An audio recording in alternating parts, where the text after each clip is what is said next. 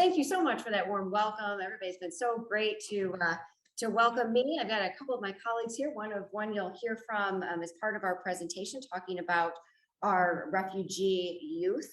And before I start, so you're not wondering the whole time what all these art pieces are, these were some of our art pieces created by the refugee youth in our care. So I'm not going to steal Kayla's thunder as she talks about that experience, but wanted to let you know exactly what those were up there for. So before we start talking about our new American services at Samaritas and the work that we've done in that space, I thought I'd give a quick overview of Samaritas as an organization. I'll let this play while I talk. So basically, Samaritas, we've been serving the whole Michigan community for 88 years, largely in the Lower Peninsula, through a variety of different services. We're a health and human service organization. And the way I like to look at it is there's really two sides of the Samaritas house. We have this side, we have our senior living communities, and there are 5 major communities across the state that offer independent living, assisted living, memory care, and skilled nursing. And those are, again, in 5 different areas of the state. The other side of the house is a little more complicated, and that's our child and family group. And that spans a variety of different services, some in a continuum, others just in the child and family realm. So we serve families in our family preservation programming who are in crisis. They're intact, but they're in crisis. And so our job is to make sure that they have the resources that they need to be successful, so that foster care doesn't necessarily become an option for their family. And that's really important. We made that intentional switch a couple of years ago to serve more families in family preservation than in foster care, because keeping that family together is what's going to make them a stronger family unit and a stronger community and a stronger state. But foster care is still an option, and Samaritas is the largest provider of foster care services in the state of Michigan. And so we serve anywhere from 800 to 1,000 kids every day across the state that are in foster care. The other part of that continuum is adoption. We're the largest provider of adoption services in the state of Michigan as well. And we find forever families for about 400 youth every year in the state. So that's kind of that continuum, if you will. And then we have, which you saw on one of the slides, are our independent living plus homes. Those are for kids that are usually ages 16 to 21. They're preparing for adulthood after living in the foster care system most of their lives. So preparing them for that next stage in life, whether that's career, whether it's college, or joining the workforce. We also offer substance use disorder services.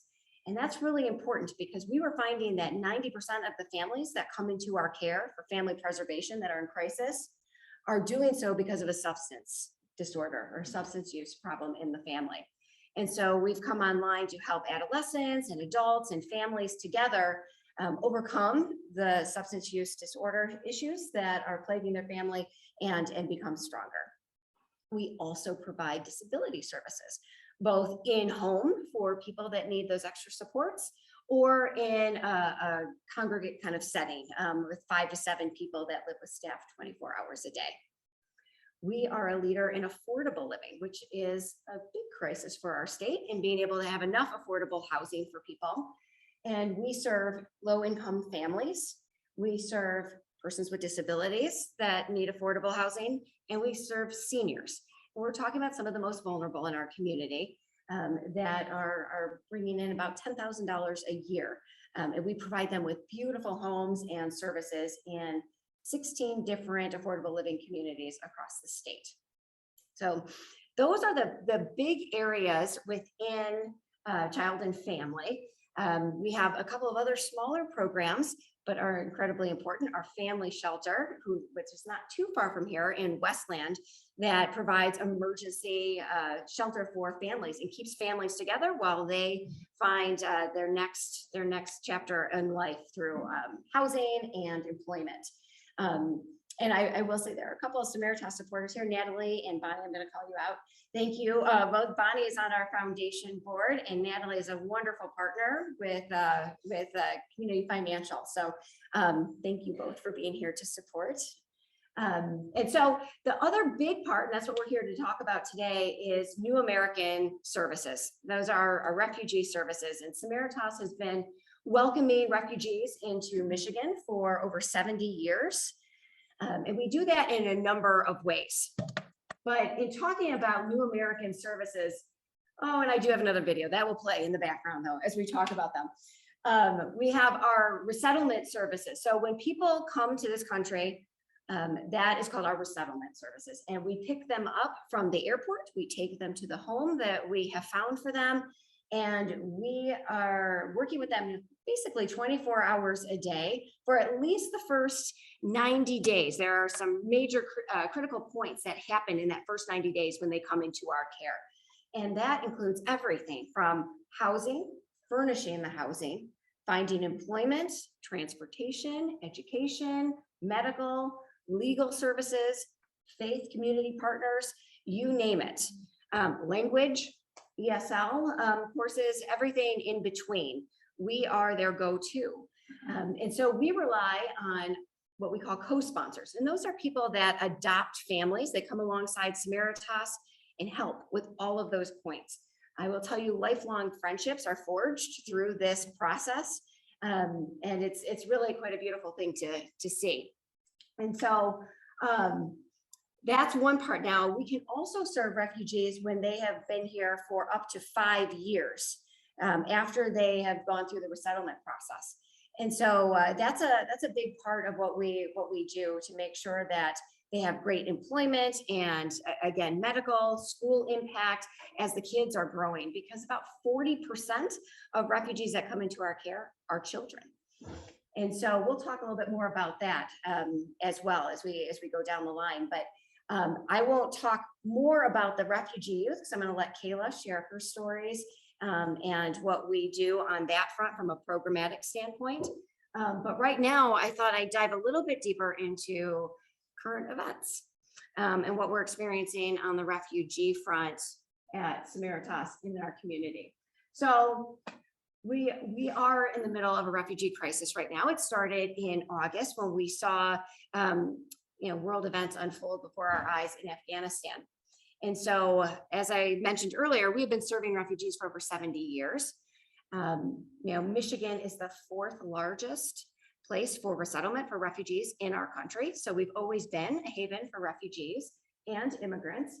And so there's a variety of different groups that come into our care, but Afghanistan has taken the attention a lot lately. And so we had to spring into action immediately. That's not what resettlement typically looks like. We usually have more time to find housing. We know a lot more about the family makeup. And so we were very quick to launch what we call the Afghan Refugee Network to work with these families. I'll talk a little bit more about that in a moment. But there's always a question about what is a refugee, what is an asylum seeker, what is a migrant? And there are different statuses basically from the government that they issue for people coming into our country. And we spend most of our time working with the refugee population. And that is, again, a certain status when people are fleeing their country.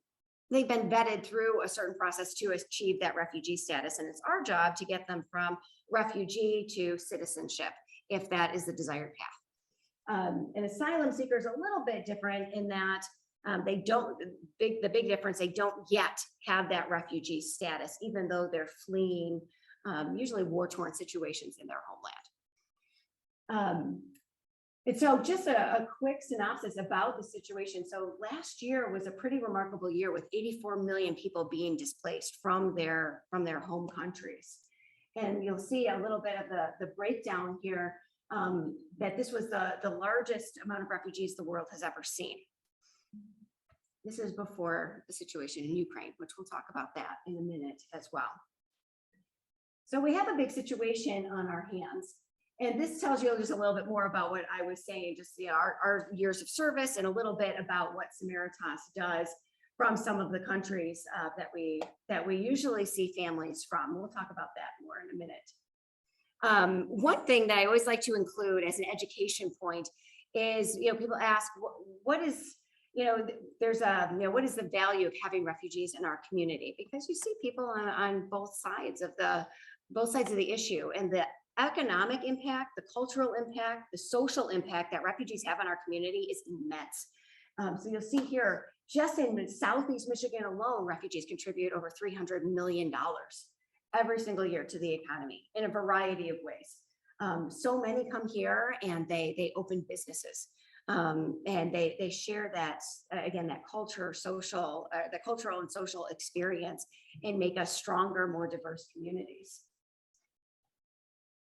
So I know you can't see some of the things there with the slides there, but over the last decade, we have welcomed over 30,000 refugees. The main areas when we're looking at Southeast Michigan is Macomb, Wayne, Oakland, and Washtenaw counties. We have a couple of other resettlement partners that we work with to help share resources, and that's especially important right now with some of the things that we'll talk about next. We'll go through that in a minute as we talk through this. So going back to the Afghan Refugee Network, we knew that we needed an immediate and bold response to serve the number of people coming into our care. Originally, it was projected to have 1,300 come into the state of Michigan. It ended up closer to 1,800. Samaritas took about 650 of those people into our care. And the largest concentration was in Southeast Michigan. The other two areas were Grand Rapids and Kalamazoo. And we're also looking at the Flint area as well, as it relates to our Afghan families. And so we created the Afghan Refugee Network, and the word network is what was really important there, because it built it continues to, I'm talking about it in past tense, it's still alive and well, a coalition of corporate, civic, and community leaders to come together and offer employment opportunities, housing opportunities, that co-sponsorship, adoption of families that I was talking about. And it's really been quite a remarkable experience to see people come together across all sectors, all industry verticals, to help families and welcome them into our community so they can start out on the right foot and thrive and start becoming contributing members to our society, much like the economic and social impact that I talked about earlier. And so this work continues, and because we have an affordable housing crisis here, we had families living in a number of hotels where we had staff permanently placed 24 hours a day to care for families, connect them with the resources that they needed while we identified housing for them. And so I'm excited to say that within the next week, our last families will be out of the hotels completely and into their permanent settings. And so through this, we've really relied on the partnership of largely Wayne County and the city of Detroit have been remarkable partners in freeing up funds that they have had for housing and utility assistance that aren't exclusive just to the refugee community, but they qualify because of the economic status that they currently hold. So we're so grateful for that opportunity to get people into housing as quickly as we could because of those partnerships. And so with that, the Afghan Refugee Network transformed into the Detroit Refugee Network because we saw that things were going to get much larger than just the crisis with Afghanistan. So between the time Afghanistan was happening and the situation with Ukraine is happening, or the war, I should say, it's more than a situation, Samaritas was already preparing to welcome 1,000 refugees from other parts of the world into our care. And then when war broke out in Ukraine, we knew that we all heard President Biden's announcement about 100,000 refugees coming into our country. And remember what I said earlier, Michigan being one of the hubs for refugees, we are expecting to receive families into our care from Ukraine. So we are gearing up right now, building up our infrastructure so that when families do come into our care, we are prepared right away with a very strong Ukrainian contingency right here in Michigan already. So working with those groups of people to organize and find housing and make sure that we are set. So the Detroit Refugee Network was born out of that concept and created or continued that coalition of people serving our families, refugee families from all over the world. So we took it a step further. after launching these networks. And our director of New American Services, Michaela Metrofan, she's been with Samaritas for over 20 years. And she's, again, our director of New American Services on the east side of the state here in Southeast Michigan. She's from Romania. And so when everything started happening, she felt it in her heart to go back to her home country, go specifically to the border of Romania and Ukraine, and offer assistance to getting refugees out of Ukraine and safely into Romania. So we went into fundraising mode to fund this trip so she could bring food, medical supplies, and other basic needs for these families. And one of the most special parts of her trip, she is there right now, is visiting a hospital near Kyiv with 200 children and their mothers. It was a hospital that was bombed. There's no resources, there's no medical treatment. And so we organized with a nonprofit partner there, a convoy, if you will, to get those families out of that situation and safely into Romania. So this is the first time Samaritas has extended its refugee work internationally. And we're so proud and excited to be able to support that vital work, and certainly Michaela's personal mission in doing so. And you can't see it here, but I don't know if we can make this presentation available. Yeah, to everybody.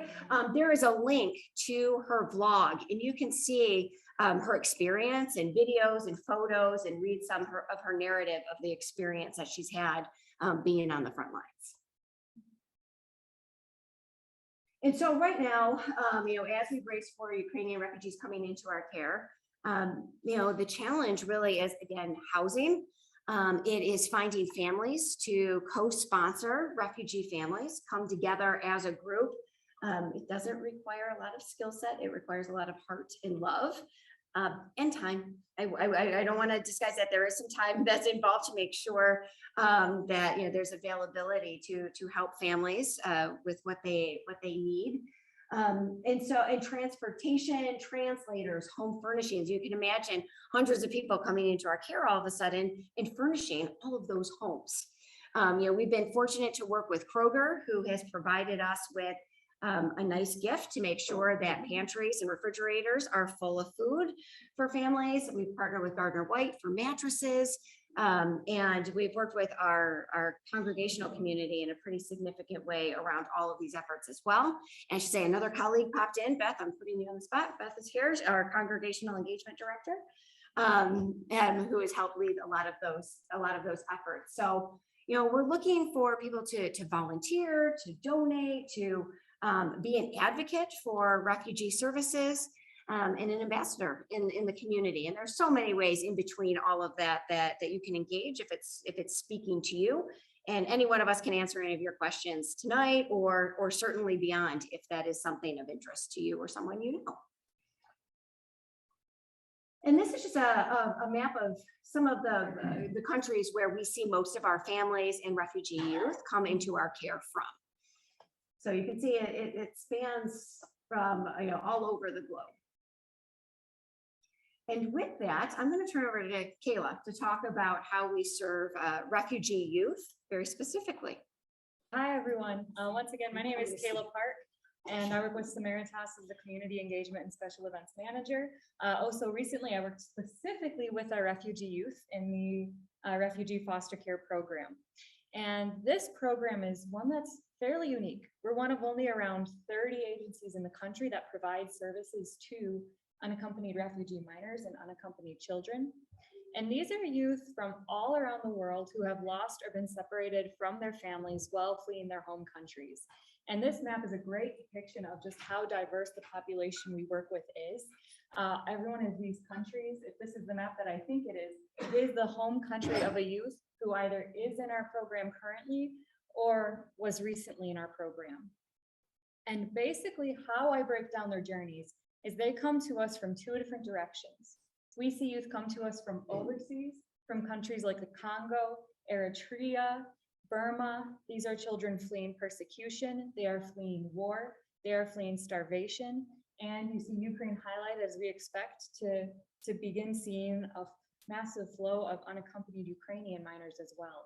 And so for these children from overseas, they will enter a refugee camp alone, having lost their family either in their home country or in their flight. But because they are under the age of 18 and they don't have a family to take care of them, they can't actually be resettled into a safe community until a family can be found willing to step forward and say, I'll be that child's family. And so this is why it's refugee foster care. We are a foster care program for refugee youth from around the world who don't have another family. And so these youth from overseas go through the same vetting process as an adult, but when the time comes for them to come to the United States, programs like ours are informed and we say, we have a family who is open to taking this youth in, and then that youth is resettled directly into an American family. They have the visa, they have the refugee status. They are called unaccompanied refugee minors, and they receive all the same benefits as children in foster care. Now, we also work with youth coming across the border, predominantly Guatemala, El Salvador, and Honduras. These children enter in without that status, similar to our asylum seekers that Kelli talked about. But once they're in the United States, they begin working for that documentation, and they also come to our program. So we have these two different groups of youth, and we're able to serve them through the specialized services to meet each of their individual needs. So once again, we have our unaccompanied refugee minors coming in from overseas.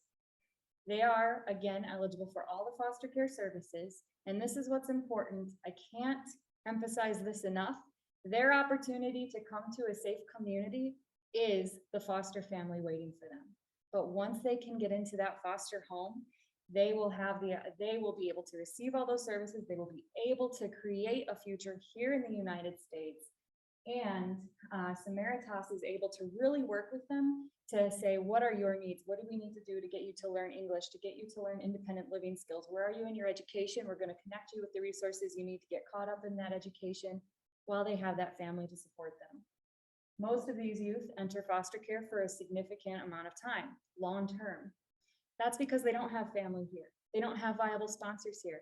So their foster family becomes their unofficial American family, almost like an adoption. I had the privilege of speaking with a youth who was in our program years ago. He has now become a doctor.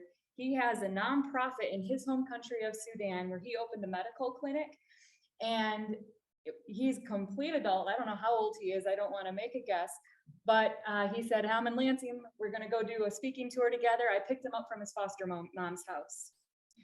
And that's even as an adult. That was his mom to him. Now, we have had youth.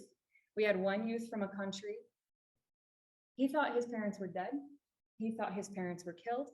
He was placed in the home of a wonderful family here in Michigan, and they learned a few years ago that his mom was actually still alive, and his foster family was able to fly him to another country where he was able to see his mom again for the first time in years.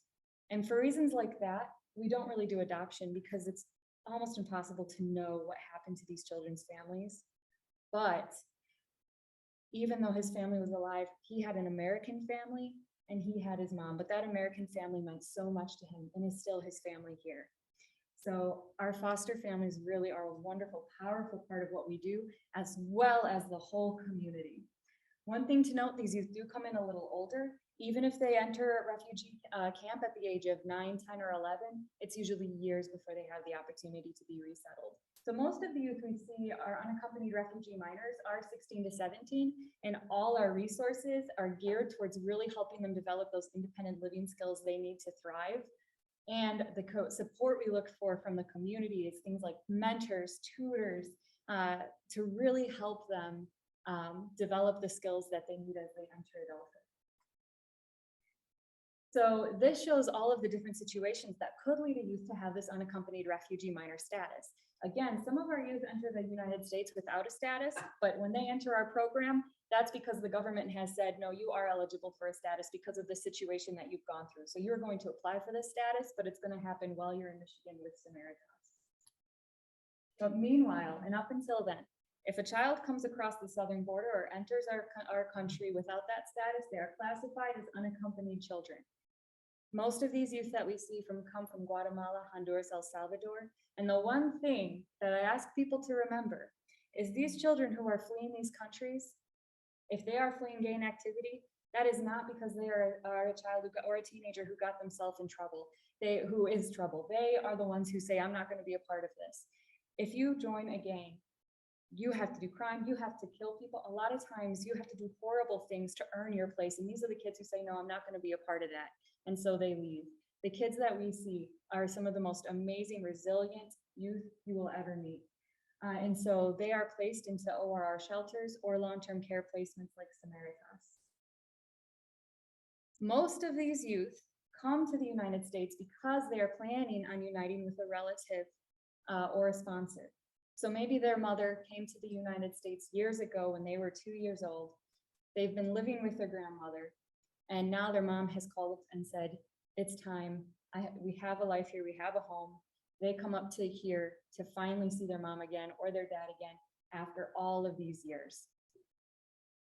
Samaritas is one of the programs in the country with a transitional foster care program providing an alternative to an Office of Refugee Resettlement shelter, where the youth would otherwise be placed while they wait for this unification process. So instead of being in an ORR shelter, they are able to be placed into a nurturing, loving foster home who's opened up their home to take in these kids, provide a place to them for a few weeks. It's a very short time, while Samaritas works with that sponsor to make sure they are who they say they are, make sure it's going to be a safe place, make sure this isn't a potential, bad situation. The whole time the youth is able to talk with them, get to know them. And then after that period of time, our staff will take the youth on an airplane and reunite them with their families. And we hear the most amazing stories about what happens when these parents see these kids for the first time after years. Every time I've heard our staff talk about it, they are so moved and say that is the best part of the job, and it's why they do the job. This program is limited to the greater Lansing and greater Ann Arbor areas. It does work with children of all ages 5 to 17. So this just breaks down the difference again between the URM youth and the UC youth. We are one of the refugee foster care programs that is able to serve both. So that's a bit of a privilege, and we are happy about that. So the refugee foster care art show, as you can see here, we have our art pieces. This is one of the fun things that we get to do with these youth every year. And we have this annual art show. It began in 2015 as part of a series of events in Lansing called World Refugee Awareness Week. And different programs working with refugees created a fun event or a different educational event to celebrate or bring awareness to our new neighbors.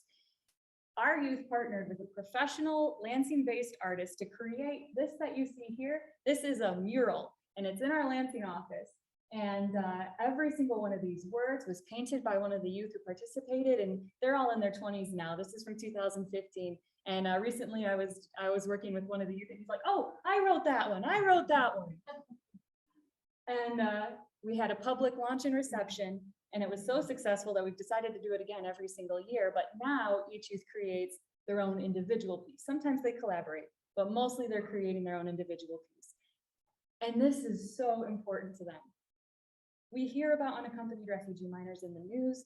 We hear about unaccompanied children in the news. This is the opportunity for them to express themselves on their terms and say, this is who I am. These are my losses. These are my hopes. These are my likes. We see paintings that that the explanation can go from, I look up at the stars and I know my family isn't that far away because they see the same stars as I do, even though we're in other countries, to, I didn't know what to paint, so I painted this car. Either way, it is them expressing themselves. And so, gearing up, we are preparing our 2022 art exhibit. It is going to have a public launch on Monday, June 20. World Refugee Awareness Week is the week of June 19th. And we are getting all of those pieces together right now. I just had someone from Transitional Foster Care drop off a bunch that our younger kids had made. 2 piñatas, by the way, so they're not just paintings anymore. Now we have piñatas. And then also, and so there is going to be a public reception, but then the gallery is going to go on a tour around the state at events hosted by some of our partners and other churches and corporations and groups. And really, anyone who wants to host an event and help these kids get their voices out. We also have an online shop. We have items like this mug here, and Kelly, can I show off your bag? Yes. Like this bag here with photos of the paintings the youth have made. This means a lot to them because they hear about it and they're like, someone has a tote bag with my painting on it. Wow. And this year they helped us select the items as well. So you can find that at samaritas.org Youth Art Show, and all of the proceeds go back to this program. It's a really fun, unique way to support these youth in the work that Samaritas is doing. So that is what I have for you. Thank you all. And I'm going to pass it back to Kelly. I believe I'm passing this back to Kelly. Yeah, we'll just close it. We'll go too far. There's probably gonna be questions for you. Yeah, just to close, this is our latest issue of Our Hands magazine. It comes out twice a year. That tells you a little bit of everything that's happening at Samaritas, and you'll see the cover is Forever Sunset, I believe is what it's called. Yep, Future Sunset. Future Sunset, one of our refugee art pieces. So wanted to make that connection and then open it up for any questions. Yes, Manny. One of the slides you showed a minute ago noted the distinctions between unaccompanied minors. I forget the other category, but one of the lines that caught my eye was waiting for deportation. So maybe could you explain to us on a long run basis, what is the residency status of these kids that are coming in under these programs? Do you want to come over here? So we're, I think, Oh, on yeah, Zoom Zoom. here. Oh, okay. I hope I wasn't.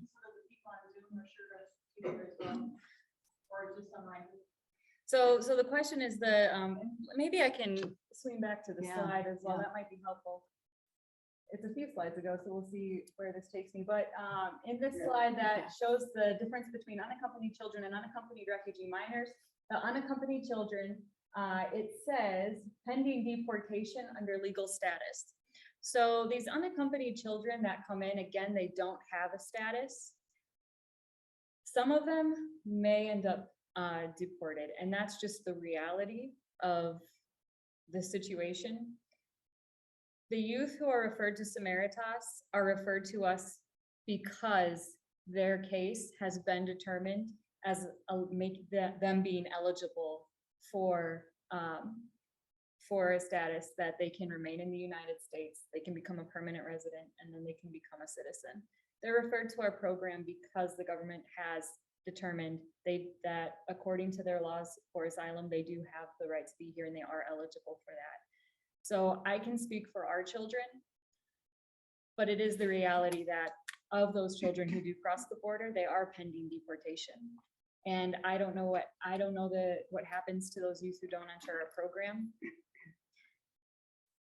It's a complicated question. All I know is the story of our youth, and when they come into our program, that's because they can stay here permanently. So most of the children that are in Samaritas here do not end up here. True. So yes, they are pending deportation. Deportation does happen. We don't see that with our clients.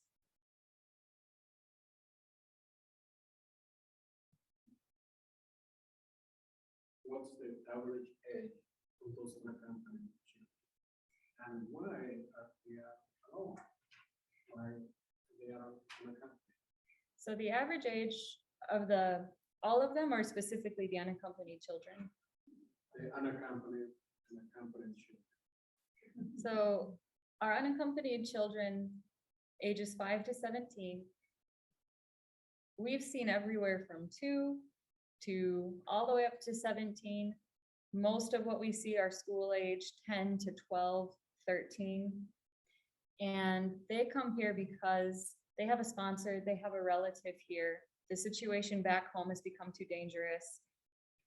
If you are a parent and you live in the United States and you know that your child is living back in Honduras and Guatemala, and they're in a neighborhood where they're facing the threat of gangs and they're facing the threat of violence every day, and you know that you have a safe home here for them, you would reach out and have your kid, you would want to be reunited with their kid. And to put into some perspective the danger that these children face at home, when you hear of parents sending for their kids to go on the journey from Honduras to the United States. The question we shouldn't ask is what kind of parent would make their children do that journey. The question we should ask is what kind of situation are they facing in Guatemala that is a better alternative. And the phrase that you hear a lot with refugees is you don't put your child in the boat unless the boat is safer unless the water is safer than the land. And so they come here because their homes are just too dangerous. They come here for a chance to pursue life. For the refugees we see from overseas, they come and they come unaccompanied because their parents are here or whoever they're coming to meet is here. If a child crosses the border and they cross the border with someone who is not their biological parent, so if it's a neighbor, if it's an aunt, if it's an uncle, it is federal policy that they will be separated at the border. So that is another reason, an unfortunate reason, but that's another reason why many of these kids are considered unaccompanied. The unaccompanied refugee minors from overseas, a lot of them, their families have been killed. Their families, they don't have parents anymore. They are orphaned, or they don't know where they are, or their families might be in a country they can't get to. So let's say a village is attacked in a war and the family scatters and they each go in different directions. You might have each individual arrive in a different refugee camp, but now they can't get across those borders to get to each other. So I think that might be a little more rare, but that does happen as well. So a youth might say, oh, my parents are in this refugee camp in this country, but we were in this refugee camp, now we're coming to the United States. So it's very complicated. It's as many reasons as you could think of. I understand the complication. Yeah. You mentioned tutoring. Could you expand on that a little bit? Does Samaritas provide tutoring? Samaritas looks for tutors. We provide tutors because we look for tutors. And so we consider that kind of falls under our volunteer umbrella. Although I will say our tutors are a contracted position, so the tutors are reimbursed for their time. But even though we put it under volunteers. So tutors are individuals who will reach out and say, hey, I'm skilled in these particular areas. Math is huge, science is huge, and ESL is huge. So they'll go through an approval process with the mentor tutor coordinator at the Refugee Foster Care Program, and then get matched with the youth who has those particular needs and is placed in that area. And then they'll just work with them and help them get caught up in school. It's important to note a lot of these youth, their education has been hugely disrupted in their flight. So we see kids who are 16, 17, and they may have been selling shoes for a living since they were 8 and not gone to school since then. But because their age, they're too young to be placed in elementary school. So they immediately get placed in high school. So our tutors are a big part of helping them get caught up. Any other questions? I'm Bonnie Reyes, and I've been a volunteer for Samaritans quite a number of years. But last January, we had a chance to host an art show. With about 50 different pieces at our church, which is Resurrection on Warren Road, just west of Beck. And we probably had about 150 people there. We had the show on a Sunday afternoon in January from 3 to 5. Caleb was there, Beth was there. We had the pleasure of having a couple of young ladies that were in the program with Samaritas, so you got to meet them, listen to their stories, kind of see more about what they're dealing with and what they've gone through. So it's just a pleasure and an easy thing to host. I think a bunch of us brought cookies and snacks and contacted the area churches, etc. And it was a great outreach project for our church as well, because we had people from throughout the community come to get to see where our church is, because they're kind of back from the road. So anyway, if anybody would be interested in doing that, I'd be happy to kind of tell you what we did. And it was a really easy and a fun thing to do, and I strongly encourage anybody that's interested to contact Kayla, Pastor Beth, or I'm happy to give you my input as well. Thank you, Bonnie. Well, I had a question and a comment too. I was wondering, how are you doing as far as the need and then the number of volunteers to fulfill the needs? You know, there has been an outpouring of support, definitely. but it's not enough to meet the need yet, especially when we know what's coming and that there are many, many more families that are going to come into our care. So I would be remiss to say we're good. We're not. We have a flyer about volunteer opportunities on that table between the two paintings. And just saying. Well, I just wanted to say one other thing too. I'm from St. John's Episcopal Church, which is over in Sheldon Road, and we have an empty rectory, which is in pretty good shape, but was used for another purpose. And we are trying to reach out to the community. We don't want this to be just a thing for our church. We would anyone who wants to help. So we're trying to get it ready for a family. Long term, I mean, not one family, but as people come in for those first few months to make that place available. So. Oh my gosh, that's amazing. That's amazing. Wow. Well, thank you. that's incredible work. We need a lot more of that. Thank you. Housing, I know, is a real issue. It is. This house would probably easily house 8 to 10. Oh, wow. People in the family. Yes. Well, and that's huge too, because we have people that come as individuals, and then we do have families of up to, I think our largest family we've seen recently is at 14 members. So having that option, for a larger place is hard to find. So that's tremendous. Well, if there are no other questions, Kayla and I will be here. Beth is here. Sandy is another one of our great teammates that are here to answer any questions that you may have. And we're just so grateful for your interest and your support and attendance here tonight. That means a lot to us. Thank you. Yes, we have our volunteer opportunities there. And if anybody has an interest in connecting with me afterwards, I have cards and we can talk. So, thank you.